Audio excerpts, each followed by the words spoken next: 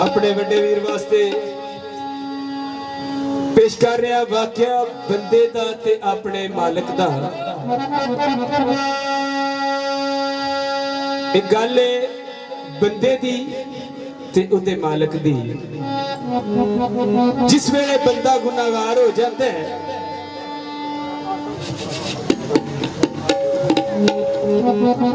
जेड़े वेले बंदा गुनाह कर करके थक जाता है ते फिर याद करता है कि दिन माशर दा भी नेड़े ही आ गया है ते उत्थे भी जवाब देना है मैं मालिक दे सामने किस तरह हाजिर होवांगा।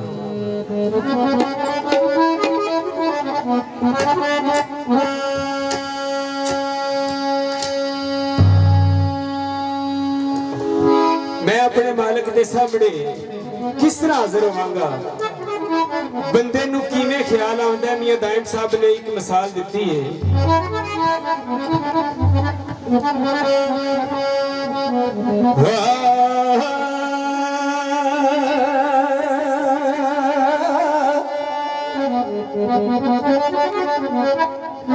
आंदे ने एवें रोंदिया रोंदिया जी अंदर इज्जत बेग नूं अजब ख्याल आया ते पन्नायो बे सुरत दुकान वल्ले विच जिगर दे जोश उबाला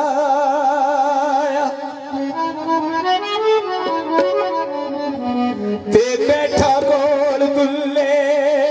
आंसू लाल डुल्ले विच नदी दे चश्म उछाला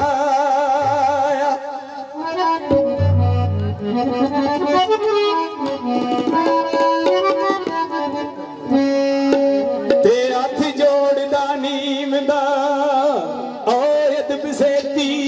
मेरे बख्त उल्टे हो मेरा काला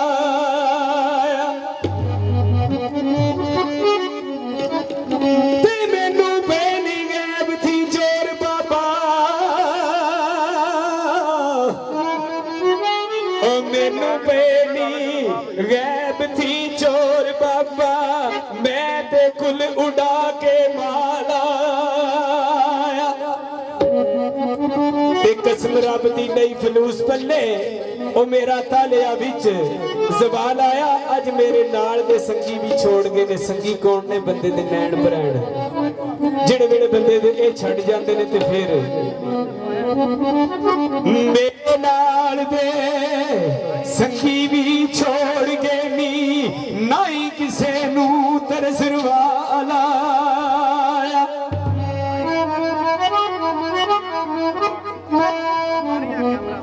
ते मैं उन्हें आसरा तकवा रख पक्का तेरे बुए उत्ते आजिज़ी पाना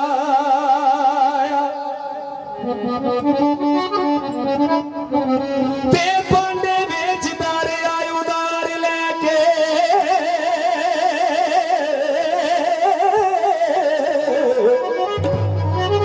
ओ पांडे बेचदार आए उधार लेके पे घटने सख्त बबाना पांडे केड़े ने? बंदे दे साह ने जेड़े असीं रोज लैंदे आ ए असीं जाया कर रहे हैं ते मेरा गल ते पलड़ा हथ तेरे ओ तैनू सहबा शर्म कमाल आया बदले करज दे रख लै नफर मैनू मैं ते हाल थी हो के बेहाल आया पर जो फरमाव सह करांगा शुक्र करके ओ मैं फखर वडियाइयां सब गाल आया मेरा ओम दर्द रफीक बाबा अगे तुद दे करण सवाल आया दाइम देव साकी जवाब उथे रोज शिर जदों लालो लाल आया। जेड़े वेले मालकां दे हथ चिड़ी बाजां दे हथ आवणी ते फिर पता लगदा हां जी बाबे होरी अगू की जवाब करदे ने